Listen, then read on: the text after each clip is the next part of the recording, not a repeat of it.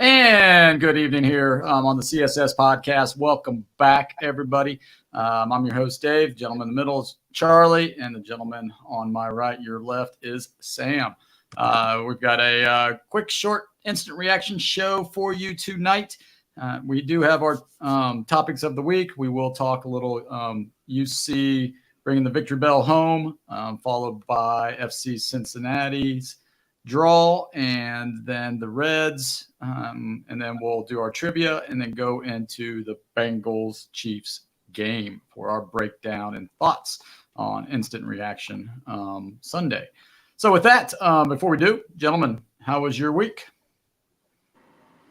Not too bad. Nothing to really complain about.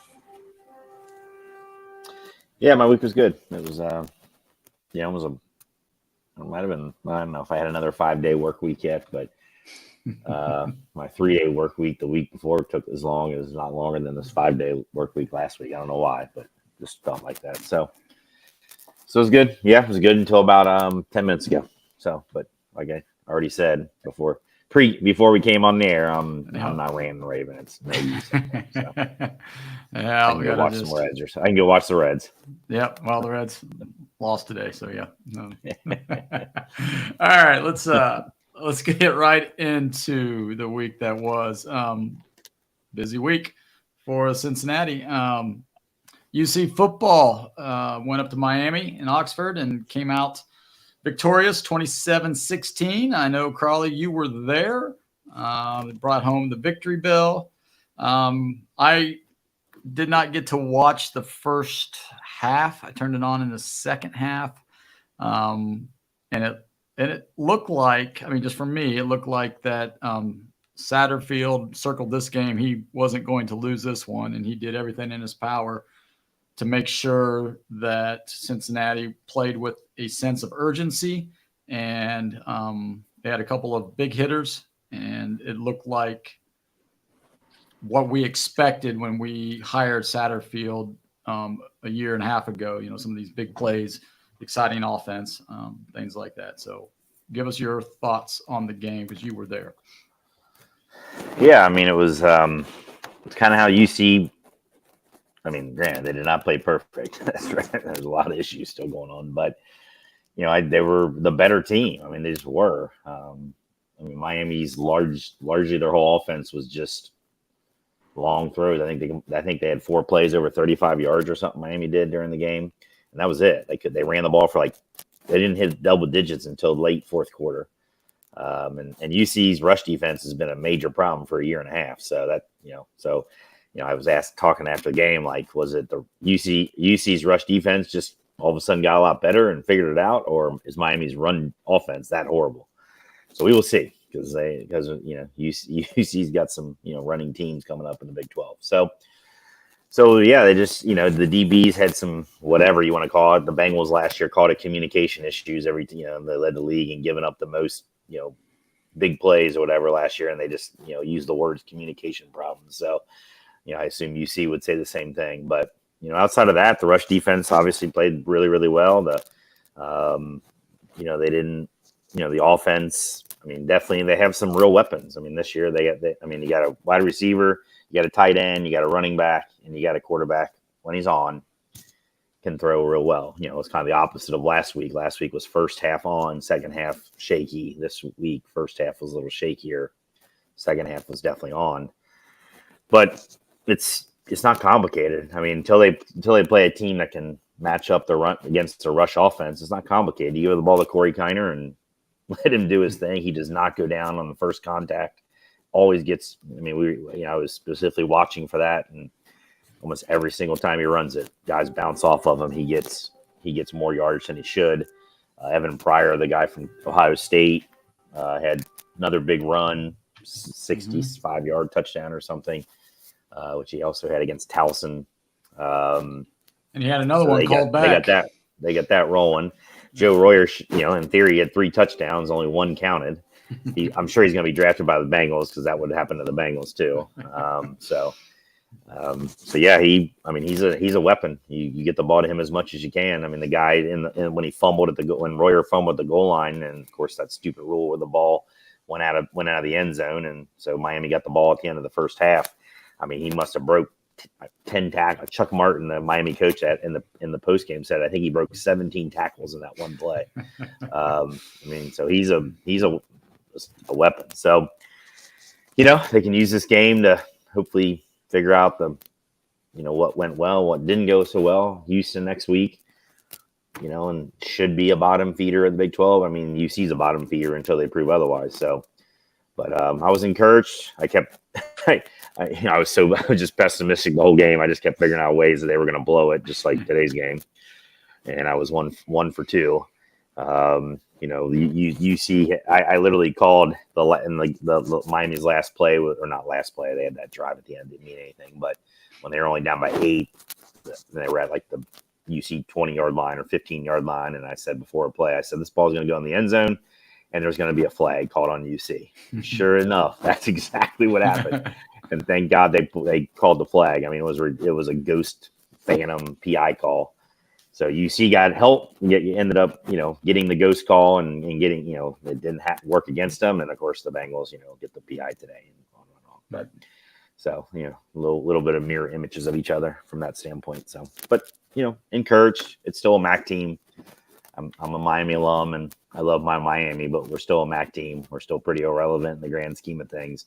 For UC to be relevant, they got to beat Big 12 teams. So We'll see what we do moving forward. Sam, did you watch any of it? You got any thoughts? No. Yeah, the only thing that I thought it was kind of, I wouldn't say Bush League. Well, yeah, maybe Bush League.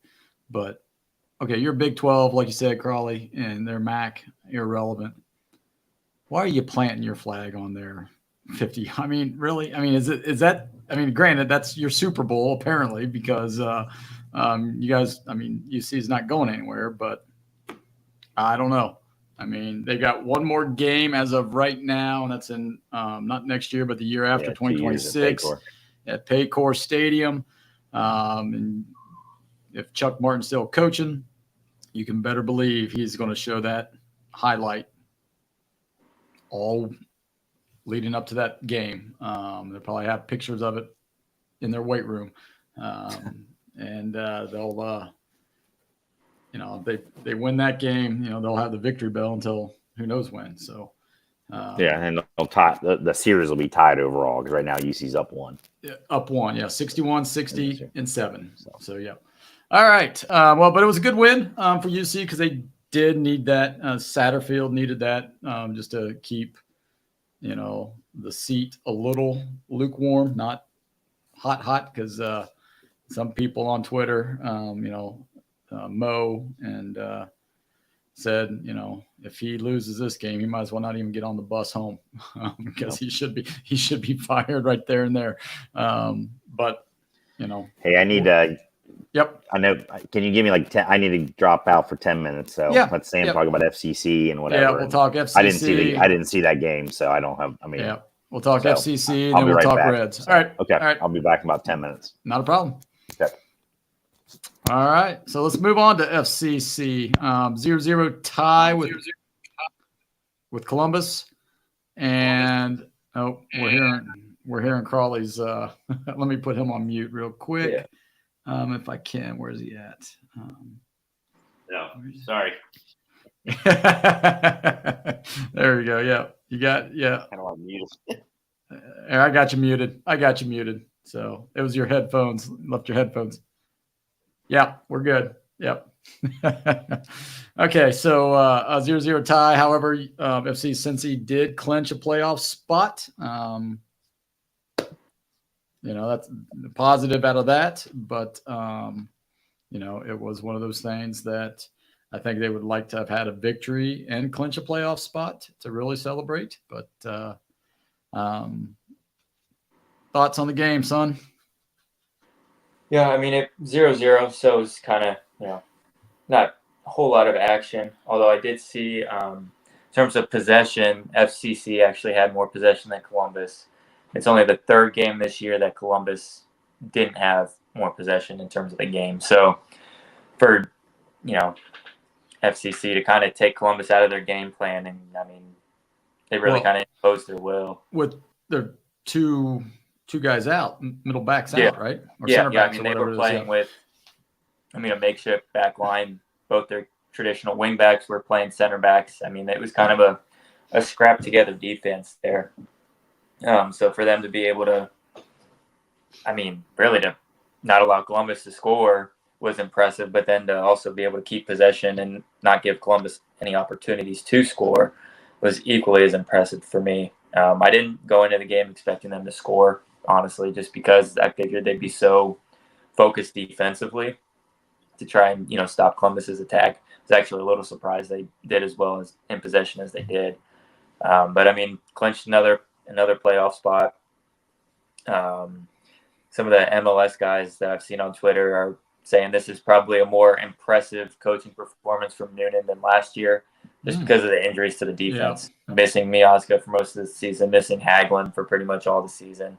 And then offensively, it's been Acosta. That's it. In the past, I guess going 2 months now, he's been injured and kind of a non-factor. So to already clinch a playoff spot with, still basically a month left in the season is huge. You can continue to rest some guys. They know what it takes in the playoffs now. They have enough experience. They're a veteran. So I think going forward here, they're just going to rest and make sure they can get everybody healthy, keep everybody healthy, and then they'll attack it in the playoffs. Yeah. So hopefully, that was a smart plan. It's just tell our listening audience what the playoffs, is it top 4 home? Who knows? MLS is the one, they change it up every year. If you remember last year, they started the season and they didn't know what their playoff format was going to be. I'm going to look up their playoff format here real quick. But I'm going to assume it's going to be similar to last year's format here. How many teams make it? Is it 8? Or is it? It was 8. Yeah, 8? So it's two wild cards. Well, technically it's 9. 2 wild cards to get to 8, and then play from there, I believe. But I'm going to just double check here and see what we've got. Cup playoffs.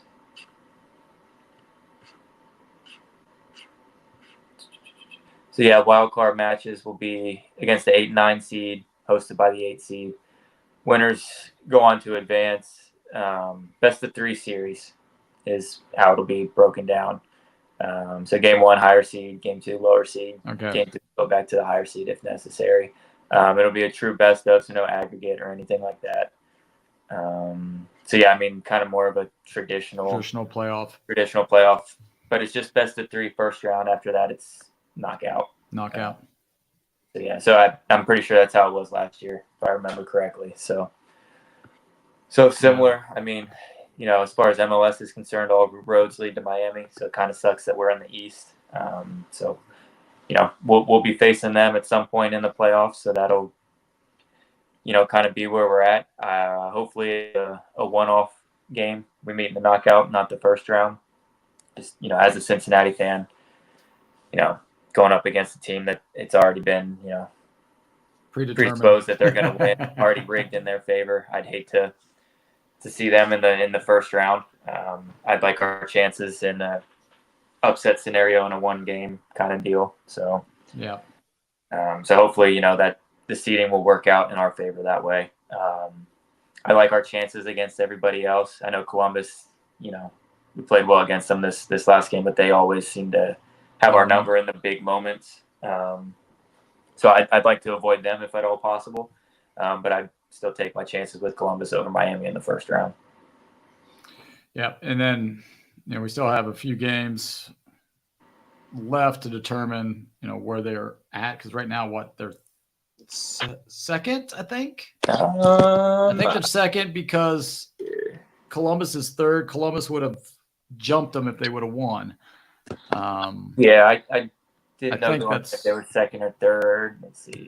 And they might be third and Columbus fourth, but no, they're second. So they're second. 2 points ahead of Columbus. Columbus does have a game in hand though. Yeah. So yeah. They could very easily jump FCC. Miami's kind of running away with it. They're 10 points up. So Miami will be the 1 seed. yeah, I mean, we're not going to fall down to the 8th seed, so No. we don't have to worry about them in the first round. Probably won't have to worry about Columbus either, because we're 9 points up on the 4th place team, and we have a game in hand on 4th place. So I mean, we'll be either the 2 or 3 seed. I can't imagine us falling anywhere else besides there. So yeah, we'll luck out and not draw Miami or Columbus in the first round. So I mean, looking at the standings as of right now, it would be Charlotte would be who we are matched up against. Which I mean, would be fine home, but going to Charlotte, it's a crapshoot. Playing on the Panther Stadium, playing on the turf, you just that does kind of suck. So. Yep. Speaking, they have Minnesota on the 18th, which is Wednesday, and then Nashville on Saturday. What are you thinking there as far as? I'm thinking Wednesday will be a rotation game. I mean, they're already kind of rotating players anyways. Just because, you clinch your playoff spot, like I said, try and get guys rest. Midweek is perfect time to get guys rest. Montreal's not very good. To be fair, Nashville's not very good either. They're in second to last place right now in the East. So I mean, they're playing Minnesota Wednesday. Oh, Minnesota! I thought you said Montreal. No, sorry, Minnesota. So yeah, Minnesota's in the West. I don't know how Minnesota's really doing this year. Right now, Minnesota's the 9 seed in the West, so they'd be a playoff team. But I mean, we don't care about seeding in the Western Conference, so I would still have that as kind of the rotation game midweek. Just get out of there healthy. If you can sneak out a 0-0 or 1-1 draw, perfect. But just try and get out of there healthy. Mm-hmm. And then play Nashville on Saturday. And, I mean, you should be able to handle Nashville. All right. Well, let's hope so. Let's hope injury-free week and allow FC Cincinnati to rest some guys and still maintain the number 2 seed and move into the playoffs. Hopefully there. So speaking of playoffs, our Reds will not be in the playoffs. They were officially eliminated from the division on Friday the 13th. Fitting there. They were 13 games out and eliminated on that. There's still chance for the playoffs, but it's not very good. I think they have to go 8. Well, they've got 10 games left. No, they got 12 games left. 12? I think they have to go 8 and 12 or 9 and 3, and other teams have to, implode. Which crazier things have happened, but that 12-game stretch all year, they're not about to. No, they're not. They're not. But they did. The talk of the week was they won 3 games in 3 days in 3 different cities. So, woohoo! Cool. So they can put that on their bulletin board. They did beat the Braves in the 1-game makeup. Nick Martinez pitched a gem. Then we went to the Cardinals and lost 2 games to 1. Louder pitched pretty well and got his first victory there. And then we had the Twins, and we took that series 2-1, but lost today. Louder pitched pretty well. Our bullpen could not hold the tie.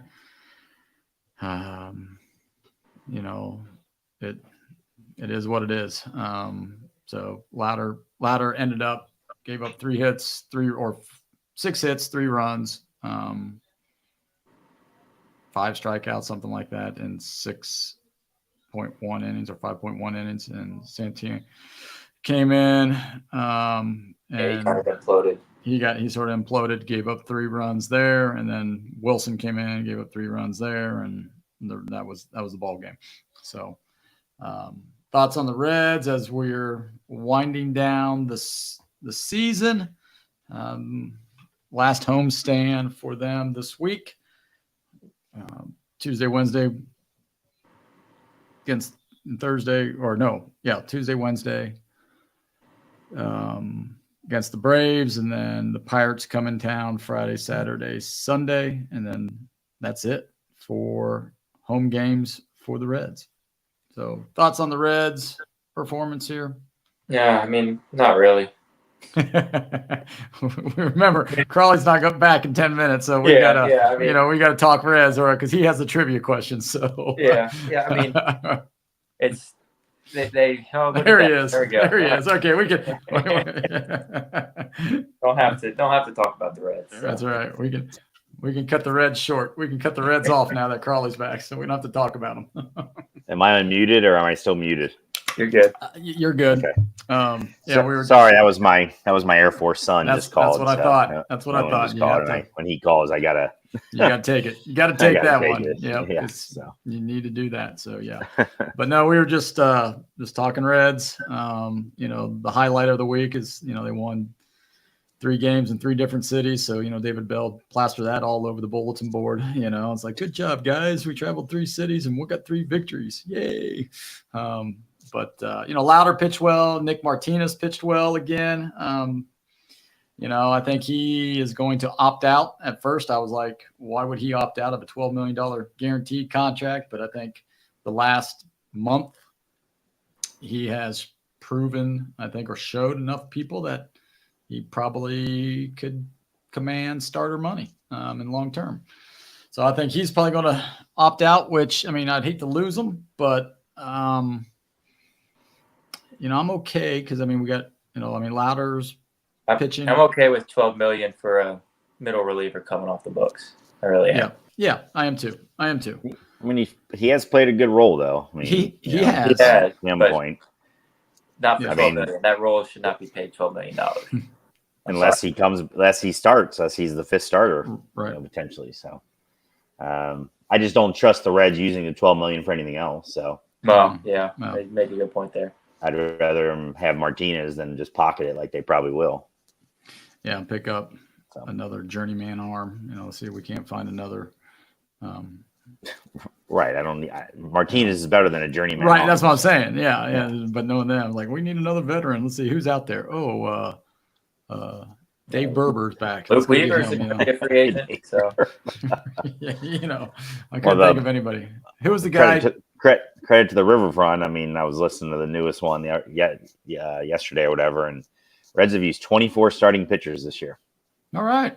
So, because they were going through every pitcher that could be with them next year or wherever they were thinking, and they were they got to 11 guys who could contribute next year, in theory, and they're like, well, that's still not enough because we used 24 this year, so bring them all back and add a few more.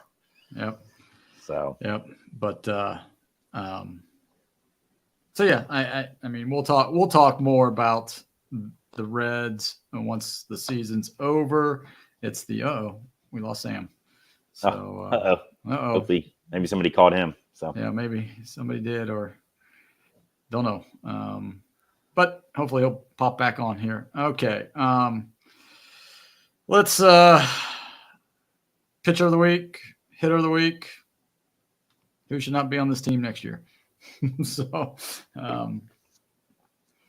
that's a longer conversation if it's just who shouldn't be on the team. Yeah, well, we'll get there. We got some time in the winter. I will say again, another positive. I got to be positive with this because I'm, the next conversation is going to be more negative. And the Reds have been pretty, they have obviously been negative all year, except for some exceptions. But the starting pitching is on paper is a train wreck right now, but it's still been better than the hitting. It's Martinez best. And Louder, guys who, a guy who probably shouldn't even really be pitching here yet, still working on his craft in minors, and a long middle reliever guy, and that's your 1 and 2 starters right now, and they have been doing as well as as they all year long, and they just still can't hit enough. Since I saw the stat, it's since Martinez went back into the rotation, the Reds have the best ERA, earn run average, of starting. I think it was starting, or maybe it was September. Since September, they have the best earned run average at 2.25, and their starters are like a 1.75. And they were 6-6 of save opportunities as well in that stretch of time. I don't know the exact, but it was before today's game, obviously. But yeah, I mean, for me, the pitcher of the week is probably either Martinez or Louder. I'll probably go with Louder for picking up his first win. That's huge. Pitched well, especially coming off of a not so good performance against the Brewers, and he came in and pitched pretty well in St. Louis. Well, then I'll give the other guy the credit. You went with Ladder. I'll go with Martinez. Then. Yep. Yeah. So yeah. He also had 2 starts, and he pitched lights out, both of them. I mean, he did. And you got to give a little credit to, Brandon Williamson, who's been, as a guy who we've missed all season, and you kind of forgot about him. I mean, I did, and he pitched way above expectation last year, and he's come back and he's going to be fighting for that. So he's another guy that's going to be in the, that's kind of what the issue. It's like the pitcher's like it should be a dogfight, which should be good, and producing the best guys next year, and the hitting. Who knows? So that's maybe the opposite issue. Yeah. So hitter of the week, who do you have? Let me pull up my Ty France again. I mean, seems like he's hitting well. Friedel, maybe. Friedel did. He had 4 hits, 5 hits the other day? He had 4. He had 3, and then I think 4. Yeah. He's about 370 for the week. Yeah. Only guy with 2 home runs for the week, so I'll go Friedel. Yeah, that's a good call there.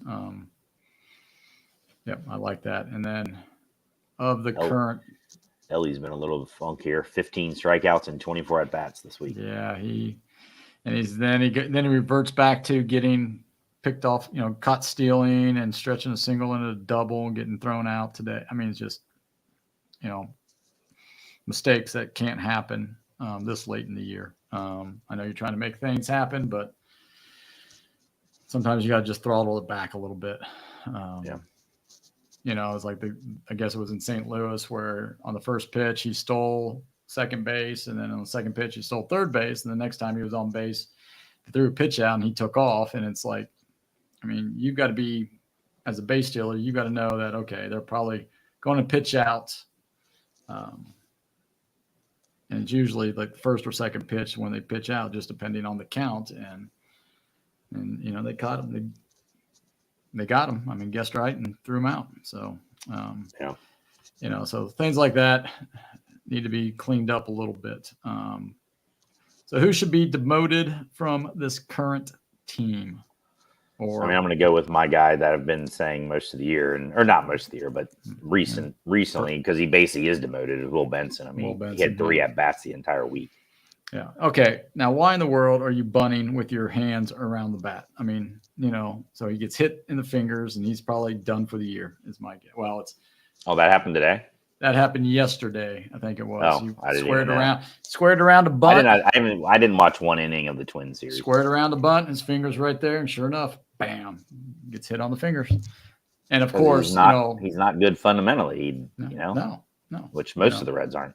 Right, and that the X-rays were negative, but there was a lot of swelling, so it's probably broke. Just because that's the way the Reds, so that means in theory maybe Rhys Hines gets a little more playing time. He had 1 at bat the entire week, so what's he doing? Like, what's he even doing here? Yeah, and that's the thing. It's like, okay, you're only getting 1 at bat, but let him stay at AAA and play. Right, and it's like, okay, unless they've just given up on him. That's like a player you giving up on. Right, exactly. He's just going to be a bench guy, and he's just, that's it. That's his whole future. Yeah, I don't know. I don't understand what they're thinking of, and with that, I mean, put him out there. You got 12 games left, 10 games left, something like that. Just put him out and let's see what he can do for these last 10 games.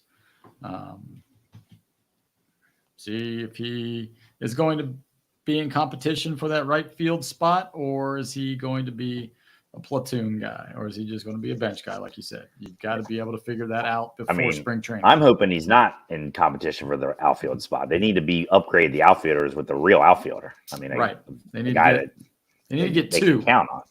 They need to get two. Yes, but at least one. I'll just go. Let's start with one. So Fraley should be your fourth outfielder kind of guy, whatever. Right. They need to get somebody else in there to be the third outfielder, or maybe even the first outfielder, however you want to phrase it. But, yes. Yeah. Power outfield bat is what they need. So yeah. All right. I don't know where Sam went, so I guess you got trivia question. You want to text him real quick while I'm getting I will. geared up? Hey.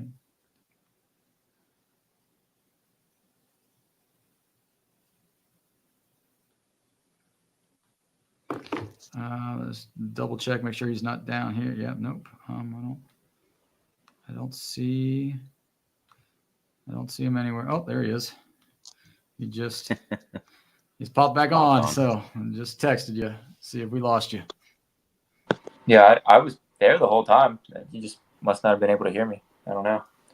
No, because you disappeared from the screen and everything. You just gone. Well, I was listening to you guys. So, I couldn't see either. Couldn't see you? Yeah.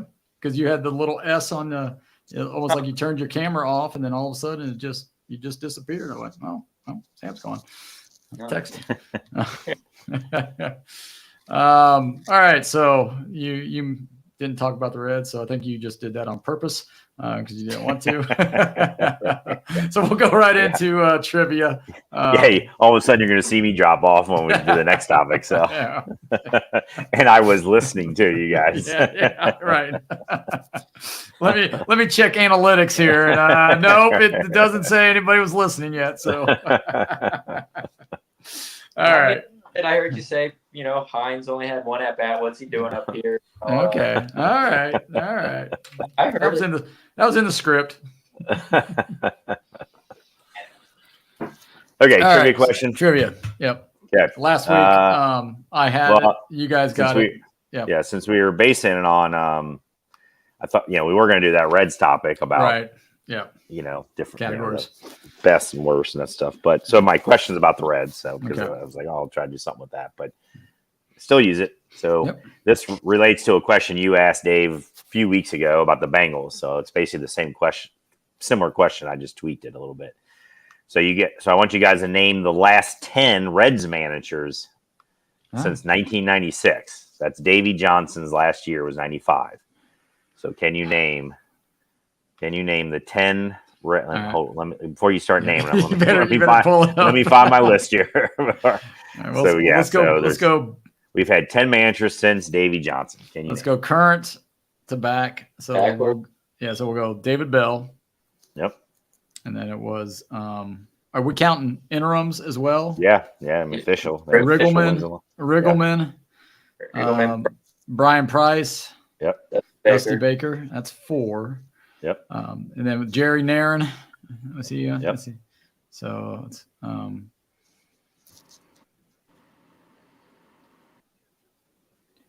was Jack McKeon. Jack McKeon was he's in there. He was in there. I didn't know if he was before Davey or after Davey. So Jack McKeon. After.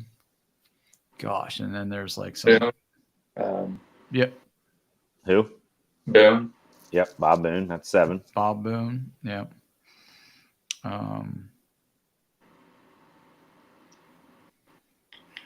You're missing the guy right after Davey Johnson, and then there's an interim guy.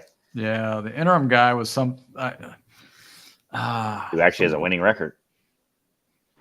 Yeah, it's like Pete McKeon or something. Pete McCannon. McCannon. Yeah, Pete McCannon.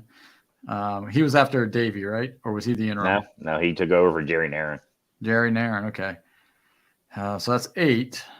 Yep. So you're missing the guy right after Davey, and then another guy who managed a couple years. Right after Davey. So that would have been 97, 98. 96, 97. 96, 97. Yeah, I was in North Carolina, so I didn't get much. Well-known guy. More known as a player than a manager. Not a very good manager. I believe he was Davies' bench coach. Bench coach. Yeah. Oh, who was that guy? Not a well liked opponent for the Reds. Like he has a kind of a famous moment in against the Reds where not a fan of Eric Davis. Let's put it that way. Oh, Ray Knight. Ray Knight, yeah. Yeah, Ray Knight. Yeah, that's right. And then the interim. No, you got the interim. I got the Pete McCannon. Oh, Pete McCannon was the interim. Okay. You're missing the guy after Bob Boone and before Jerry Narron. Another nondescript manager. I think he was the AAA manager. Dave Miley. Yeah, there you go, Dave Miley. Yeah, Dave Miley. Woo! I know my Reds manager, baby. What a who's who of managers. What a who's. Yes. So I was looking at this. I'm like, okay, how many of these guys ever managed again after leaving the Reds? And that tells you something. I think it's just Dusty Baker. Yeah. Who? Well, Miley might have went back to AAA or. No, I'm talking about MLB. Yeah, I know. Manager. Yeah. I think Pete McCannon actually might have been an interim manager again, like with the Phillies or something. Might have been. Did Davey Johnson manage after that? I don't think so. Maybe. I mean, he was successful. He probably should have, but unless he chose not to. Right. But yeah, I mean, I'm just saying, like that tells you something. I mean, none of those guys. That was it. Brian Price, nope. And I don't suspect David Bell, whenever, 5-10 years from now, when he's gone, he'll ever manage anywhere else. Yeah. He'll be at retirement by the time they decide to let him. Yeah. Could be 20 years from now. All right. And then that's part one. Oh, that's part one. We got two-parters. All right. Yeah. Name the starting lineup through opening day lineup of each year. Nope. No. So name the best winning percentage of those managers. Those 10 you just named. Best winning percentage. I would think Dusty. Either Dusty or well, I mean McKeon or not McKeon. Maybe McKeon. Because I'll say McKeon. It was Jack McKeon. Yeah. That 99 year was McKeon was 529 and Baker was 517. Yeah. And then who had the worst winning percentage of those managers? Brian Price. Price was really bad. Price 419. Yeah. That's when I stopped going. I mean, I haven't, like I said, it was last year was the first time I've been to the ballpark since Price's second year as a manager. So it was a long time. Yeah. I mean, as bad as Dave Miley years were and Bob Boone, I mean, they were 433, 444. So not good, but not 419. So not 419. No. And that was, Castellini era. So there you go. There we go. All right. Good trivia topic. So now we're going to go to our topic of the week. We moved this down out of the week that was. We want to get our instant reaction to the Bengals game. Heartbreak loss, 26-25. Just, you want to start with our last drive and then the Chiefs' last possession? And there were just too many little things that they just didn't do right. I mean, our last drive, Yoshi had a pass. Yeah, it was slightly behind him, but he catches that. I mean, the game's – at that point, it's almost over because that's a first down. Yeah, I guess the Chiefs still have 3 timeouts or whatever, but – Yeah, 3 timeouts. And, we needed if we could at least got a field goal out of that drive. Right, yeah. Then they have to go down and score a touchdown, right? But, I mean, you have that. You have Evan McPherson missed the extra point. On an extra point, he shouldn't have even kicked. They should have went for 2 there. What Zach Taylor was even thinking to begin with just boggles my mind.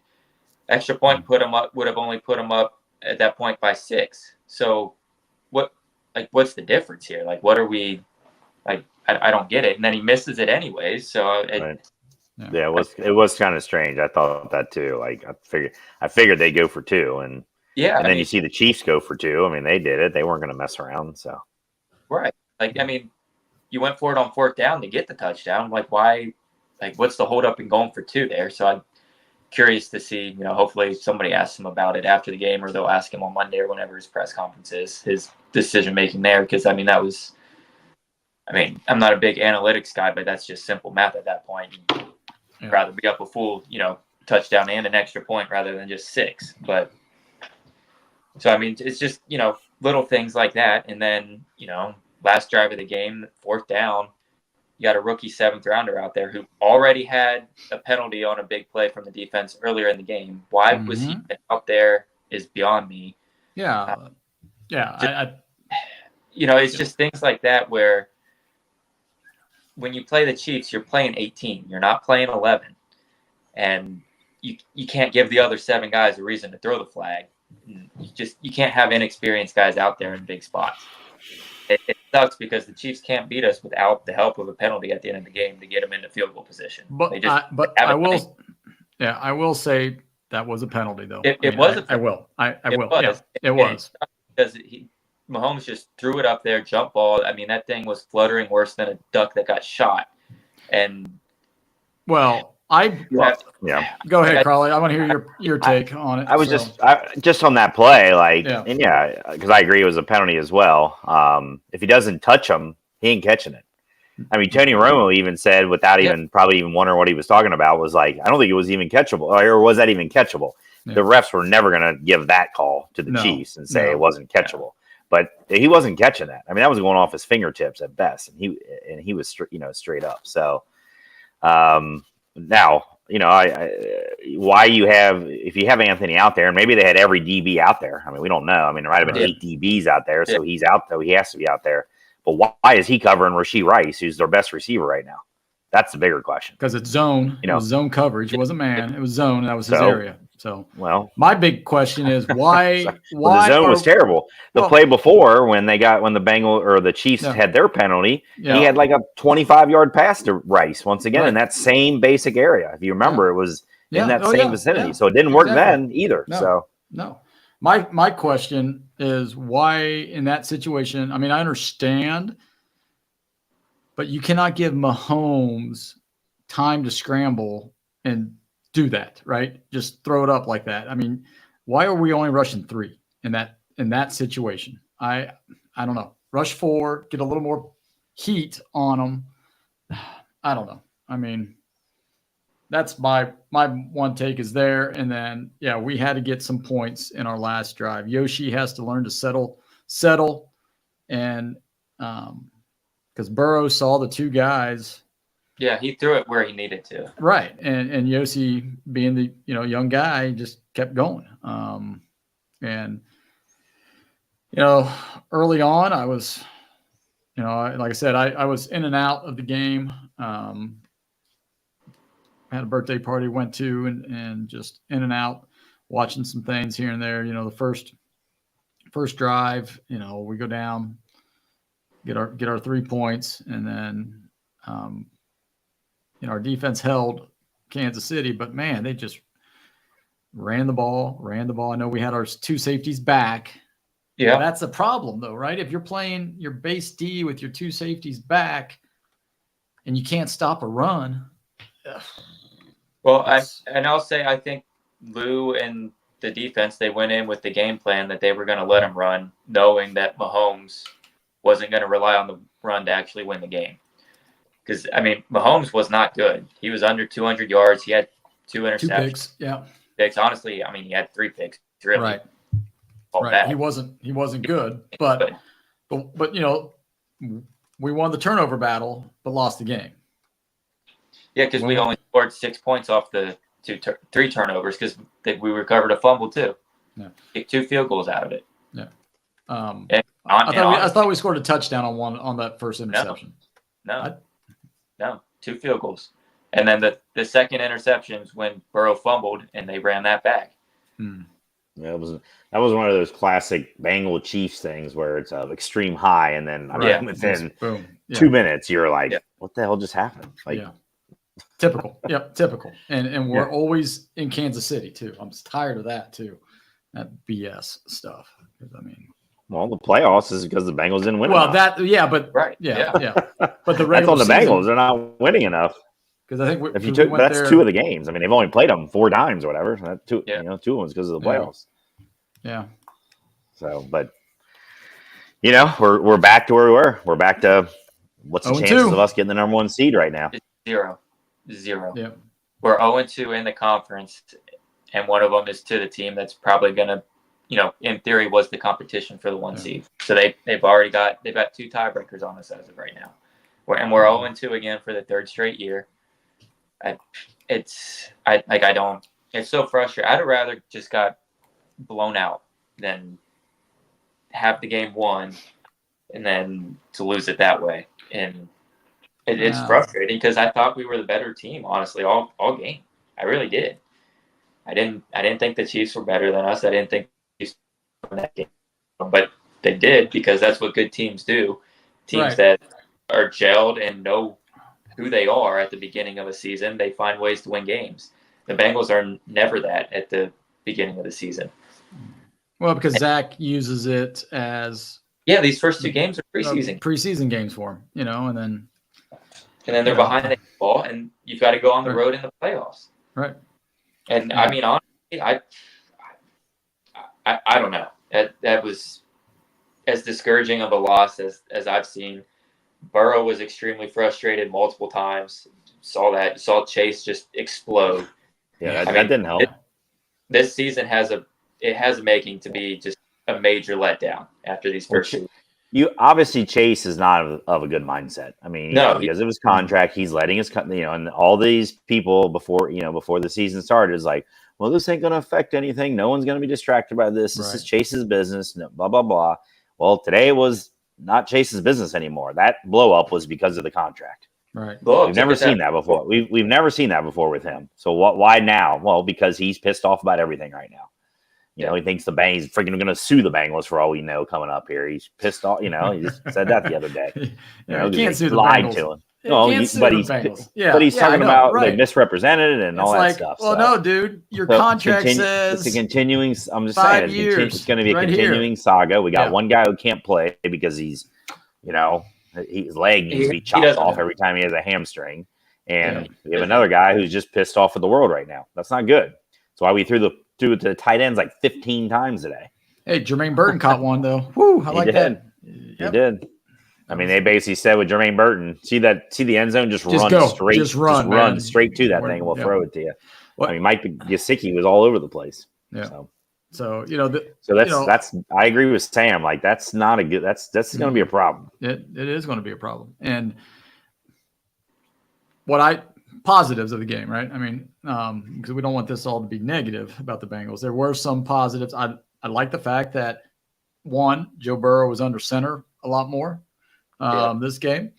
2, they actually tried to establish some runs. 3, they did move Chase around a little bit. They put him in motion, they put him in the backfield, they did some things like that. But what I wish they would take that next step and look at the Kansas City Chiefs and how they utilize motion. It's like, they motion Chase and then they wait for him to get set. And so that, they have the stacks, and then that way he gets an option read.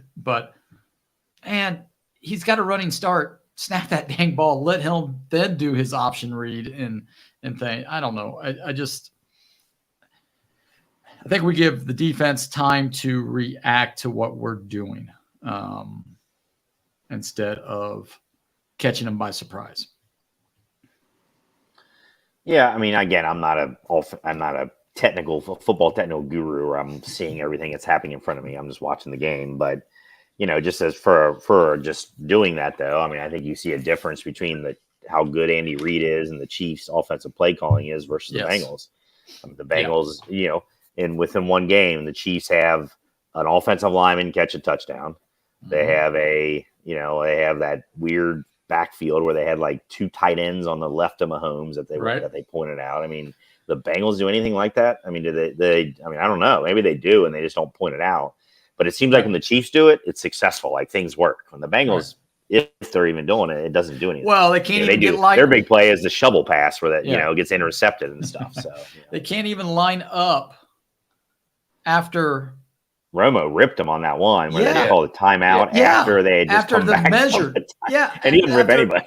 After the measurement, it's like that you had extra time. What the heck are you doing? I mean, it's because somebody couldn't get lined. Yoshi couldn't get lined up right. He was in the wrong spot. It's like, come on, guys. It's not rocket science.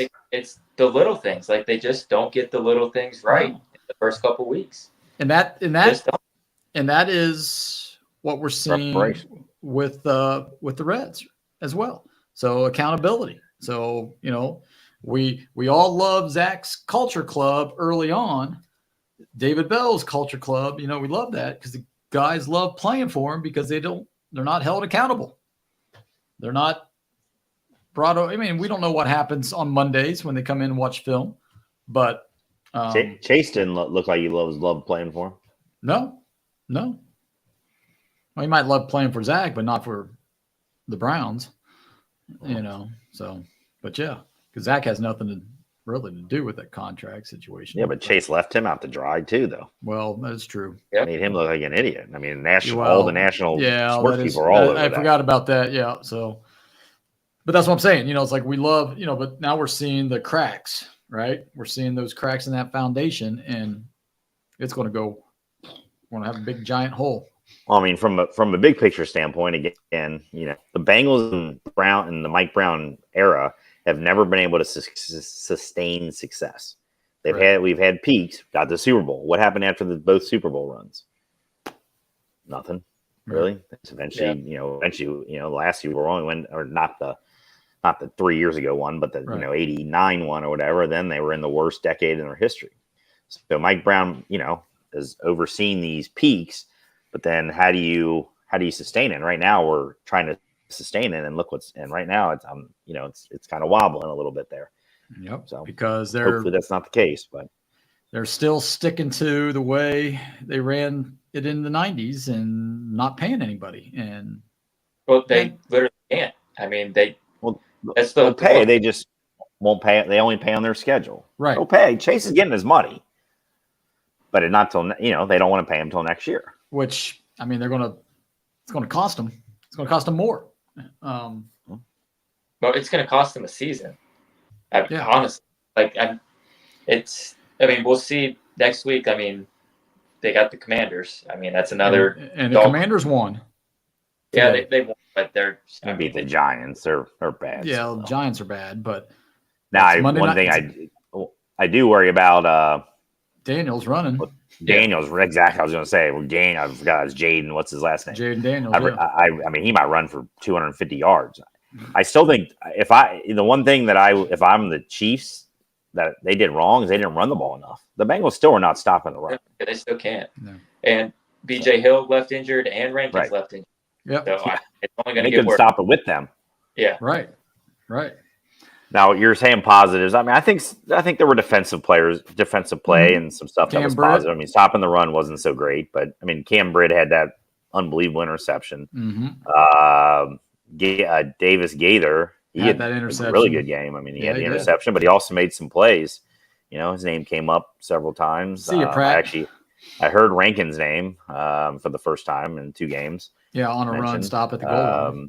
So Hendrickson had a great game. He did. Hell, he almost won the game. I mean, he's my MVP of the game. Is Hendrickson? Right. Yeah. Him or Gesicki.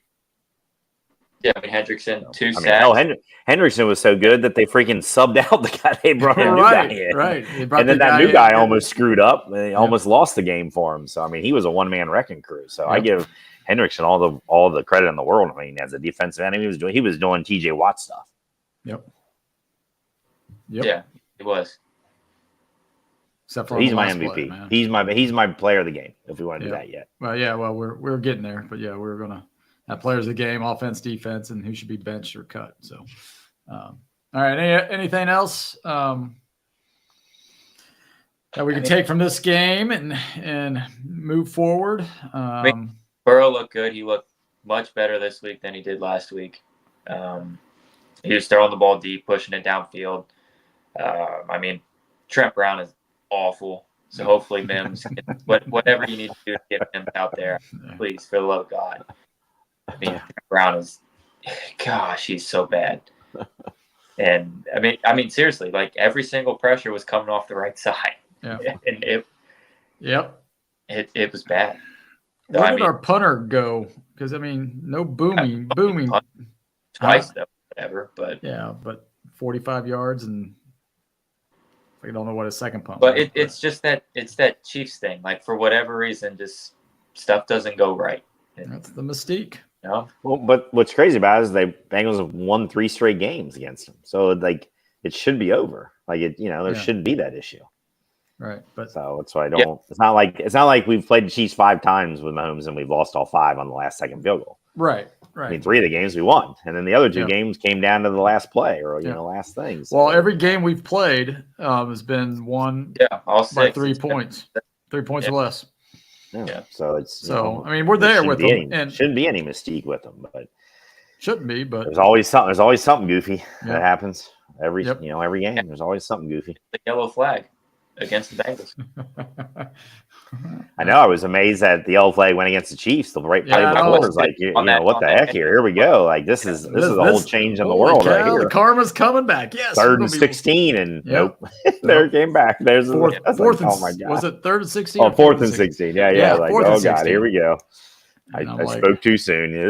This is remnants of Jeremy Bell and or Jeremy Hill, and then the nonsense that happened after that. So you get a little too cocky, and we should know better. I have like a rule change suggestion for the NFL is if a quarterback throws the ball more than 20 yards and it has a noticeable wobble on the TV, you can't throw a penalty flag. You just can't reward somebody for a ball thrown that terribly. But unless it's blatant, right? You can't be Jack Tatum and come and just boom hit a guy like. Well, sure, but before what's his name was early, but he was still making a play. He was making a play on the ball. He wasn't making a play on the man. Right. And if that ball is thrown with a tight spiral, it actually probably timed it up perfectly. But exactly. But butter. So you reward a quarterback for making a bad play. Well, but if the shoe was on the other foot, yeah, I'd want the flag too. But guess what? Right. Right. That flag's not coming for the Bengals. It's not. You're probably right. Not there on that situation. No. Game on the line, probably not. Because we've seen that before as well. All right. Let's real quick. So we've got our defensive player of the game. Does everybody want to go with Trey? Yeah. Trey. Yep. You can go with whoever. That's my guy for sure. I was going to go with Trey or Cam Taylor-Britt, but all right. Taylor-Britt did up that long touchdown, then maybe you could go with him. But yeah, that is true. Gave up that long touchdown. Yeah. Davis Gaithers played pretty well. If he can take more reps away from Jermaine Pratt, I'd be happy. If he kept playing like that. So your boy, because Pratt doesn't want to stick his nose in and tackle anybody. I did see your boy, never stopped anybody, never stopped a soul at the line, but he's good at running guys down 10 yards down the field or whatever. So that's because he's 9 yards down the field already. He got pushed back. I know. I was like, there's Zach Carter 10 yards down behind the line of past the line of scrimmage, chasing some guy down. So after halftime, when they said, BJ Hill's ruled out, and then Rankins goes down right after that, I was like, oh crap, we've got Zach and Tua Pupa. Or whatever. And here's my thing is, why do we get the bad Samoans? Why can't we get those good Samoans like, Polamalu and, but no, we had Pecco at one point. Huh? We had Pecco at one point. Pecco isn't good. Okay. No, let me rub my belly. Rub my belly. It's like, no, he's not very good, man. Him and Ray Maluga, man. It's like, come on, Pecco was better than Maluga. Maluga was bad. Yeah, Maluga was bad. Yes, he was. But why can't we get, But no, let me rub my belly. Oh, We got gosh. Jay Tavili. Yeah. Yes, that's who we Tupelo. got. Yeah, Tupafili. Oh, well. So offensive MVP, Yeah, offensive MVP. I'll go Gesicki. I'll go Gesicki. Okay. Yeah, that's who I was going to go with also. Gesicki. Yoshi had the 2 touchdowns, but that was the only 2 catches he had. He had a critical drop. So Yeah. I mean, Yeah, if he would have caught that ball, I probably would have went with Gesicki's. Gesicki. I like Gesicki a lot. Yeah. Chase Brown had a decent game, but yet He doesn't get touches. He only had like a touch twice, I think. I mean, that one burst there, just 12 yards straight up the middle. It's like, yes, let's go. And then I Zach think he only Moss. had 2. I only remember 2 rushes. Let me see if he's. And it's like, what are we doing? That's the thing. It's like, why don't we utilize our talent? Because we don't. Because we've got, Zach. Because, I would like to see Sean McVay. No, Chase Brown had four carries. He had 7.8 yard average. Yeah. And we don't. How many? What did Moss do? 12 carries. For how many? 2.8 average. Yeah. I would love to see Sean McVay or Andy Reid coach this team for like 3 games. Just to get and see what they could do with this offense. Right? I mean, or Shanahan or Shanahan. Yeah. I mean, those 3 guys. Just let's see what you guys can do with this offense. With Chase Brown. I mean, Chase Brown would have 150 yards a game. Yeah. But no, we got to do our things. We got to do the David Bell of the Cincinnati Bengals. We're going to pinch hit. You went 2 for 2 against this guy, but there's a lefty coming in or a righty coming in. So we're going to take you out and put in Will Benson for you. Yeah. Somehow Trent Irwin's always out there. Yeah. He didn't make a single play today. He's my. And then he gets hit right in the face mask. Right in the face mask. I mean, the guy didn't deflect it or anything. It just turns around and smacks him in the face mask. And then he gets the pick called on him. It's just like, oh, well. All right, so I'll go with Gesicki as well for the offensive player of the game. And then how about our person who should be benched or cut? I'm going with Arnold there, or whatever his name, Anthony or whatever his name is, the guy, the bonehead. Yeah, 7th round pick. I think I think Lou's probably not, because here it was, right? How long did it take Cam Taylor-Britt to get on the field? How long did it take, DJ Ivy, those guys to get on the field because he doesn't trust rookies. But in the most crucial play of the game, you've got a rookie out there. Right. Battle wasn't out there. Battle actually, I thought, Yeah. was last year. But I mean, you got Geno Stone, and who I haven't heard his name called in 2 games. I haven't heard them say anything. Well, I did in the first game. Pass caught by so-and-so against Geno Stone. Pass caught by so-and-so against Geno Stone. They're picking on Geno Stone. It was more about him missing tackles. That he too. missed a lot of tackles. Yeah, I mean, Battle needs to get in there. But yeah, I mean, I don't know. Maybe Battle was on the field on that play, but maybe so. I don't know. I don't know. I mean, like I said, they might have every DB that on the field. And they might even had a wide receiver out there too. Who knows? My bigger thing was just stupid zone, like prevent defense to not win the game. Yeah. You have somehow Rasheed Rice. And maybe that was the thing. They know the Bengals are playing a zone. Let's figure out who we want to match, put Rice into that area and let him go for it. So that's Chiefs outsmarting the Bengals again. Right. And I don't know. We've had years and years and years of the prevent defense. We have data on that. It doesn't work. Unless you're up by a touchdown. That's the only time it works is if you're up by a touchdown. If the other team needs a field goal, you should not be playing prevent defense. Especially now when kickers can kick 60-yard field goals. Back in the day when like a 40-yarder was like 50-50, okay, that makes sense. But now, as soon as the team midfield. They're in field goal range. There's no reason to be playing prevent defense. Yeah, prevent for 20 yards, right? I mean, 30 yards. That's it. Yeah. I mean, that's 2 completions, and somebody's in field goal range. I mean, Right. you've got to – yeah, you can't just be sitting back and letting them have 15, 20 yards. And Whatever. our special teams, we've got to get a better field goal pass, defense out there trying to block some more. I mean, we don't do anything. I mean, I don't know. I mean, watch the college game and see how these guys zip through there and try to block a kick, put a little pressure on, but no, we just go straight up the middle and try to jump, and we can't get off the ground. So, all right, who do you guys got for cutting or benching real quick? No, I said Irwin. I Irwin. or Burton. I mean, he can at least do something. I don't know. We've seen enough of Irwin for 3-4 years now. I mean, you know what he is. Burton, at least. I mean, Burton can make an explosive play, especially if Higgins isn't going to play and Chase is going to, just be, pouty or whatever. Yeah. Crawley, who do you got? I mean, that's not a bad one. But I'll go. I'm just looking at the list here. Trent Brown. Yeah, Trent.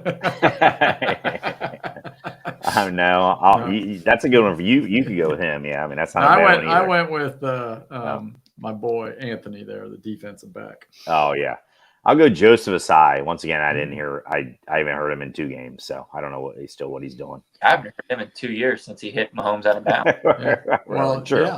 Yeah, but I mean, suppose he had a good camp, but. Cool. The only time I saw him that I can remember in the game today, I did see him in this, is when Cam Taylor-Britt made that interception and he was running down the sideline celebrating. I know I was running with him because I was like, oh, there's Osai. He's actually playing.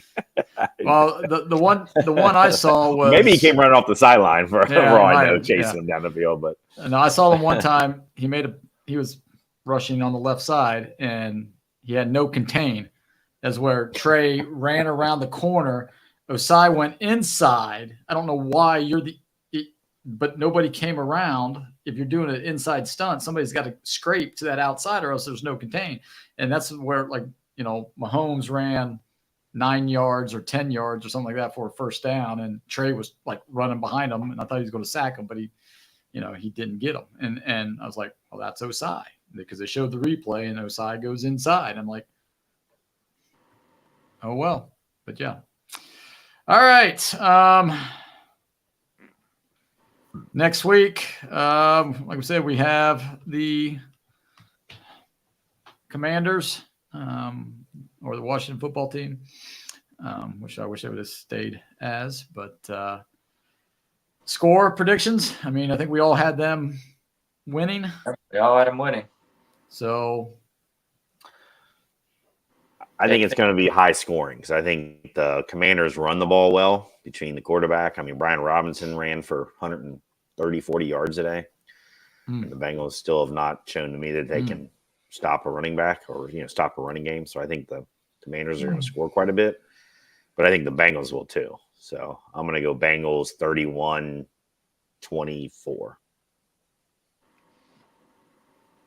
Sam? I'm going to go Bengals 27-20. I mean, we scored what? 41 points. 41 points in 2 games so far. 16. No, we didn't score. It was 10, right? So it was 35 points. 35 points. Yeah. Yeah. It's a Monday night game. Gosh, I think I'm gonna go 23-20 Bengals. So I just don't, Washington's going to run the ball a lot. They've got a low box. I mean, they need to have 8 in the box pretty much every play. Yeah, and make Daniels beat it by throwing it. If he beats us because he throws for 350 yards, then so be it. But we know Lou and rookie quarterbacks, right? He's going to play back, give him the 5-yard, 10-yard passes, see if he can make his reads, and he can't because they're just going to run the ball all game. Yeah. he's got to stack the box. He just has to. Well, he's not, and If he doesn't, then you need to find somebody. he's to not because the rookie quarterback is going to have a field day. I just got to. It's just. I mean, yeah. I mean, oh well. We'll be back next week. We won't have the Bengals on, so I don't know. We might come back on a Tuesday or Wednesday just with our Bengals recap or something. I don't know. Oh, is that what you want to do? I don't know. What do you want to do? I mean, do we want to wait? I mean, because, probably makes Reds, sense to wait till after the Bengals game. I mean, yeah. I mean, So we should shoot? or it'll be a Tuesday? real short episode if we're just talking Reds. Yeah, Reds and the FC Cincy and the Houston Cincinnati game. That'd be a doozy, man. So. Yeah, I mean, that would be like the 23rd, 24th. Monday the 23rd is the game, right? It's Monday night. Yeah. So the 24th. The 24th. That would be the Tuesday. Yeah. I mean, 7 That's fine. o'clock. Yeah. I mean, I'll put it in if we want to do that. Yeah, let's do that. Maybe we can get out of the after school thing at 4. So we got a show to do. Sorry. Sure. We got to prep for the show. Yeah. All righty. So we'll be back Tuesday with our instant reaction of the Bengals. Hopefully victory on Monday night. Until then, you can always find us on YouTube live, usually Sunday nights. But like I said, this one will be on Tuesday at 7. And then you can find us on all your podcasting platforms if you prefer the audio of this. Once again, please hit that like and subscribe and tell your friends. And we'll see you next week. Take care, everybody. See you. See you.